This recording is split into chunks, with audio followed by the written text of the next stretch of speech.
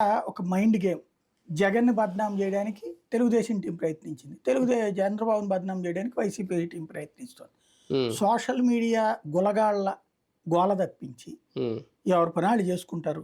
ఇద్దరు ఎవరు సొద్దపూసలు గాదు. అదేలే. ఎవరు డబ్బులేమి ఖర్చు పెట్టకుండా లేరు. హ్మ్. ఇద్దరు కోట్ల రూపాయలు ఖర్చు పెట్టారు ఎన్నికల్లో. హ్మ్. అదేమి ఆకాశంలోంచి ఊడిపడే డబ్బులేం గాదు. హ్మ్. అది అక్రమంగా సంపాదించుకునేటువంటి డబ్బులే. అదే. కాబట్టి ఇందులో ఎవరు సొద్దపూస, ఎవరు నీతివంతుడు, ఎవరు మంచోడు అని చెప్పడానికేం లేదు. నైతికమా, అనైతికమా అని చెప్పడానికి ఏం లేదు. అయితమని చెప్పలేము ఇక్కడ. ఈ 2 అనైతికమే. హ్మ్. అట్ ద సేమ్ టైమ్ ఒకళ్ళు చేస్తున్నారు కాబట్టి ఇంకొకళ్ళు చేస్తాం అనేటటువంటి పేరుతో ఇద్దరు చేయడము సహజమే. హ్మ్. దీన్ని మనం ఏం చేసేది లేదు. వ్యవస్థ అంతా అట్ట తగలడింది.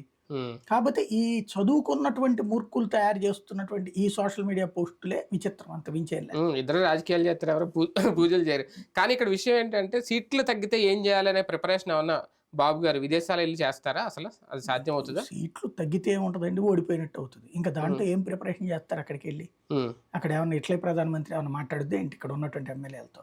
హ్మ్. ప్రాక్టికల్. ఆడ కూర్చొని ఏం చేస్తారు? అప్పుడు ఏం చేయాలా? ఒకవేళ సీట్లు తగ్గుతాయి, అవతలోళ్ళని కూల్చాలంటే అది ముందైతే ప్రభుత్వం అవతలోడు ఏర్పాటు చేయాలిగా అప్పుడు.